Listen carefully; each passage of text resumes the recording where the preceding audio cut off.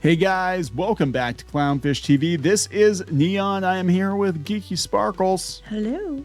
And Hollywood's given up. They're giving up on Comic-Con. This is kind of weird. We talked a couple of weeks ago. I remember that Marvel wasn't going to be at Comic-Con this year. Well, they've done that before, but it's usually only when they had D23, and they weren't having D23 this year. Well, now it turns out that some other studios aren't going to be at Comic-Con this year either. It makes you wonder if there's something going on, like, did they raise the prices on them? Or, you know what I mean? Or do they I'm thinking they realize that being at Comic-Con, physically being at Comic-Con, has little to no value for them because, again, the cost is so expensive. Well, good news. It's going to be about comics again this year. I know, right? We had that during the strikes. I remember that they weren't allowed to talk about movies. People were thrilled. People were thrilled. They're like, "Oh my God, this is the best Comic-Con we've had." But I'm like, I don't know if it's going to be that good for comics anyway. I mean, indie comics maybe, but because everybody's dealing with Diamond right now, and we're gonna have a bunch of those publishers like probably going bankrupt. That's true. So let's talk about this. Let's look at this article from the Wrap and see if we can figure out what's going on. I don't know what's going on. Before we get into it any further, please subscribe for more pop culture news, views, and rants. Guys, you'll get a woohoo if you do. Woohoo! Go out to news.clownfishtv.com for more content. We've got more content out there. For $5 a month, you can access our paywalled podcasts. And we do hope to be ramping things up over there. We decided to put all of our membership stuff over on one site on Substack because it was getting too hard to keep track of things, and I didn't like the other sites anyway. I'm gonna be honest, I didn't. Everybody's over on Substack, so that's where we're going to. Check it out, news.clownfishtv.com. So this comes from the Wrap. Let's see here. Why are most of the big studios skipping Comic-Con this year exclusive? This is Humberto Gonzalez who did. Oh, yeah. We know him. He's the guy who wrote the article about Valnet. Oh, okay. I'm like, it sounds familiar. I'm like, oh my God. So he must be the pop culture guy over there. So, well, let's see what he has to say about this. Let's see here. Marvel, Lucasfilm, Warner Brothers, Legendary, Sony, Lionsgate, and Paramount are all skipping a presence in Hall H. That's weird. That is weird. Because it used to be that was the place you went to make all the big announcements. You know, last year they had Robert Downey Jr. and that was the whole thing. Interesting. The absence of. I was going to say, it really sucks for anybody who bought tickets because, like, you're finding out these people aren't showing up, but it's probably after everybody bought tickets and hotel rooms and flights and everything, wanting to be there to see this stuff, thinking I'm going to get to go see Marvel people or whatever, and then they're going to get there and they're not going to be doing it. Yeah, so they are going to do a couple things. Like Disney's going to have Tron Ares, I guess. Sorry. Whatever. Yeah, that's kind of how I feel about it too. I mean, Jared Leto's kind of in trouble right now, but yeah. Well, this is the thing, though. They said that last year they had, or the year before they had Brave New World and Thunderbolts, and they didn't do very well. So, we talked about this too. Like, I don't know. I'm going to be honest. I don't know how any of these movies are tracking. Fantastic Four, the last I heard, they're saying 125 to 135 opening weekend. I don't know. Superman seems like it's got more buzz than Fantastic Four does, but it's possible they could both be huge duds. Well, they did also do Daredevil or Deadpool and Wolverine last year. I think they did Daredevil stuff too, but they did Deadpool and Wolverine last year, and we thought Fantastic Four. They did announce Fantastic Four. We knew that they would be out by this year. And you said Thunderbolts and so, Captain America. I'm sorry, Brave New World. Those ones weren't going to do great to begin with. No one was ever super excited about them, but they were about Deadpool and Wolverine, and it did really well. And some people were excited about Fantastic Four, and it's probably going to do okay unless they drop the ball. So I don't understand why they're not doing it. So they said multiple insiders spoke to the Wrap. Okay, they said it simply comes down to timing and cost, but acknowledge the challenges that come with the event. I think it's expensive to go and hard for movies to really pop there now and move the needle. One top marketing executive told the Wrap, it used to feel like a must. The organizers at Comic-Con are aware of the effort it takes to create a splashy presence and the money. I mean, it's crazy expensive. Then do it for the fans. Yeah. While we hope every studio or network could attend every year, we know that that can't always be the case. So their communications boss, and if there are some who can't make it this year, we'll be here in 2026 and eagerly await the return. I think the pandemic broke a lot of things. I think the pandemic, we saw that.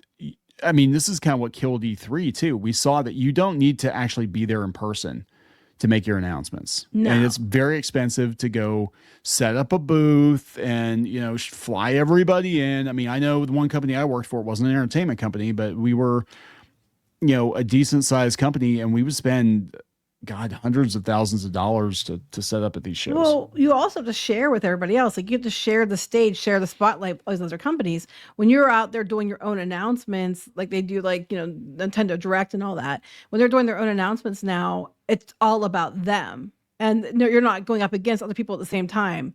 You know what I mean? You're like, you can do, it's all, everybody's tuning in just to see you, and it's all, you probably get a better return on investment, and it's a lot cheaper, because everybody's coming just for the sole purpose of seeing what you have to say. Yeah, that's just it. I mean, they want a captive audience, and this is kind of what Nintendo's doing with the Nintendo Direct, right? That's what I'm saying. And there's no barrier to entry for people other than having to have the access to the computer. Where if you had to go to E3 or SDCC, you had to pay for your ticket and all the expenses that go along with it to get in there. Where if it's just done online, you have no competition. You have a captive audience, and anybody who has the access to the computer, which is most people, you have a much better chance of getting a bigger turnout just there to hear what you have to say. It's a much better marketing tool. Yeah. And they're talking about just the financial cost of it, getting the talent there. But what's interesting though is this. They said that, cost and timing complications aside, the studios appear to be missing a chance to generate buzz in an exceptionally friendly environment. While most people have heard of San Diego Comic-Con, hardcore fans know Hall H is the true epicenter. Fans line up for days to attend. I'm gonna push back. I mean, I think they still do, but this kind of goes along with the video I did earlier where I said that people just are losing interest in all of these franchises, and I think the studios know that. I mean, why would you? Because Marvel, it was all about build up, right? We're building up to Endgame. We're going to make a big reveal. Oh, Robert Downey Jr. is coming back as Doomsday. We're going to save Marvel. But if there's no return on investment, you spend all this money and the time, whatever, and it can actually backfire. I mean, in the world we're in right now, you could get booed at Comic-Con if you. Oh, the world we're in right now, a celebrity can go up on stage and run their mouth and say stupid things like there is that D23. Yes, there is that too. I have to wonder if part of it isn't hey, if we did a pre-recorded something with a celebrity, and if they say something really freaking stupid, we can scrub it, and then we're not losing, millions of dollars. Would you trust Rachel Zegler to put her up on a stage and promote Snow White? Hell no. I wouldn't trust Pedro Pascal either. Yeah. And Fantastic Four's coming out. Maybe that's why they're not, because he won't keep his mouth shut. Well, Kirby too. She's out there running her mouth, and then the Quinn guy is too. And they're now he isn't saying as much as the other two, but they're gonna damage it just from their stupid takes and moronic comments. Oh my God. I just think in general, it just feels like the con scene is one. I think peak nerd was the 2010s, right? Or at least mainstream fandom. It was the 2010s. You had all the fake geek girls. You had tons of comic conventions. Everything was very mainstreamed. But I mean, even here in Western Pennsylvania, God, how many comic conventions did we have before the pandemic? Still do have a bunch though. There's still a bunch here, but it was every damn week. But if you get rid of a lot of those aspects you mentioned, they might not be so insufferable anymore. That's true. Cons are very different than they were when we first got together. You were the only woman at the one con we went to. Well, no, there was a couple of them, but they were dressed in flannel, and I made the mistake of wearing a mini skirt, a fitted top, platform shoes, because I'd never been, and I was meeting you, and all I cared about was impressing you, and I was impressed. So a lot of other people apparently. They're very with a grabby. big bag of free stuff. They're very I got a lot grabby. of free stuff. Yeah, she but got a lot of free stuff. It was kind of, including being grabbed, but that's another story. that was a whole nother thing. Yeah, there were a couple of incidents. Very, very different scene from what it is currently. No, But yeah. there's so many conventions that have just like imploded, and I know a lot of people that used to do like the Artist Alley scene and stuff are just they're kind of over it too. I don't know. I mean, I'm sure Comic-Con's doing well. I'm sure the attendance is good. I know the attendance last year I think was really, really good. But Well, I think people were really excited when the celebrities weren't showing up. But, I do feel bad for anybody who booked their tickets and paid for all this stuff to go. And now they're hearing all these places aren't coming. Like, I mean, we knew Marvel, and that wasn't like a month ago or something. yeah, we knew But Marvel, a lot of but all the places other already had ones, bought, too. their tickets were sold out probably by then. I mean, a lot of people have already bought their spots. And now there's more and more people listing that they aren't coming. And, they're going to be upset. This is really interesting. So they put a chart, and again, hat tip to the wrap. Go out and I don't want to show the whole article here because go to the original article. But it's interesting. They actually put the superhero movies domestic box office performance, and you can see just how bad it is, relatively speaking, compared to what they were. And I think we're on the other side of it. I mean, this is a big part of it. We're on the other side of peak superhero, peak nerd culture. Dungeons and Dragons is in a bad place right now with fans.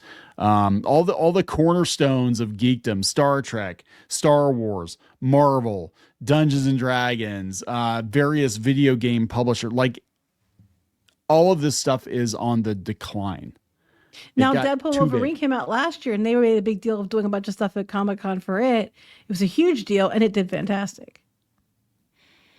Yeah, but that was Deadpool and Wolverine. I think that's my point. Joker, the second one, looked like shit from the beginning. I don't know why anybody expected anything different. Yeah. Venom Let There Be Carnage was okay. I mean, I didn't watch it. Kraven the Hunter, there was no like media presence for that at all. Captain America, Brave New World, people were like, eh. And the Thunderbolts, people were like, eh. I mean, it wasn't bad. It was very not Marvel, but it wasn't bad. Thing is, none of those things, except for Deadpool and Wolverine, are ones that people actually had interest in going to see. That's part of it there too. It's just really I just feel like comic culture, like this is what's so weird about, like, there are good comic books coming out. People are excited about certain comic projects, but it feels like we're on the other side of peak comic culture. Yeah. Everything, the books, the movies, the cosplay, the people that are still into nerd stuff, they're moving on to manga, they're moving on to video games. Into video games and stuff like that, yeah. But even that's starting to decline. I mean, I did another video earlier today talking about how guys 18 to 24 aren't spending money on video games like they used to. Well, why would you? Because it's not all digital. You don't get to keep it, and they could take it away from you for any infraction or change anything about it, anytime they want, and charge you more. That is true. $80 to get what they're going to buy? Retro stuff. Yep. And I mentioned that because you actually own it, and it's complete, and it doesn't cost, well, a lot of it costs an arm and a leg. But I mean, seriously, there's so much out there to play, and it's kind of like comic books too. And I talked about that. Boy, all this is coming full circle. Talked about that in another video where it's like people, what they're doing is they're going back and they're like, hey, there are more comic books that have been published, more Marvel comics or DC comics that have been published than I can read in a lifetime. Why don't I just like pick a decade and just try to collect, as much of this character from this decade as possible? I don't need to keep up with the new stuff because the new stuff's disappointing and it might never go anywhere. They might reboot it in 6 months. Back to like, these younger guys not, buying into this stuff and all that. It's like, well, they're probably, you had, how many years were they been told that they were shit for being dudes and that you didn't want them there. And so you made female characters ugly, which even female players were mad about. And you kept like, doing all this stuff, basically telling them you don't want them, you don't want them, you don't want them. So they kind of just left and like, okay, well, I'll just go do retro stuff. I'll just go do vintage. I'll just go do back issues. I'll just, I'll go watch what I know I like instead of watching this new shit you keep throwing out because you don't want me there anyway. I'm not your target demographic. And now they're like, oh shit, guys, the guys aren't buying stuff anymore. It's like, well, what did you expect them to do? Yeah. I mean, that's just it. And I think it's the same with the comic space too. I think a lot of guys were like, well, we got pushed out of that too. But their market was the mostly, I mean, there was always women too, but the market was the majority of men in a lot of these things, gaming, comics, a lot of these, some of these action films. That was their target demographic, Marvel, Star Wars, whatever. And that does not mean women didn't like it. That does not mean women were kept out. That's not what I'm saying. But you took your target demographic and you tried to switch it around for women that most women don't want it or didn't care, that they're doing their own thing. This isn't what they want. Or they go to these films because they want to see, different actors without their shirts on or whatever. They're superheroes or ripped. They want to see that, they're there to see, what they're trying to pander to. It forces female. It's like, nah, I don't care. But the audience that cared, you done told them you didn't want them and called them all kinds of names. So it's no wonder these guys aren't buying shit anymore. I don't blame them. I wouldn't either. If you tell me you hate me, why would I buy your stuff? Yeah. I mean, it just feels like, I don't know. I mean, I am sure it'll be busy, but I'm just getting the overall feeling just in general that like we've hit peak pop culture for now. I'm not saying it's going to be this way forever, but for now, I think, it's never going to be what it was 10 years ago, at least not for a long time, because it was excess. It was a lot of excess money, a lot of people that were, considered tourists that were coming into the scene just because it was trendy. A lot of stuff that got greenlit that shouldn't have been greenlit. And I think this is an indicator that like we're definitely on the other side of it right now. So yeah. Hollywood is giving up. They're giving up on the nerds. Plus, people probably can't afford to go. I mean, not just studios. Yeah. I mean, the general people probably can't afford to go much anymore, and they probably know that. So, like, we're not going to bother.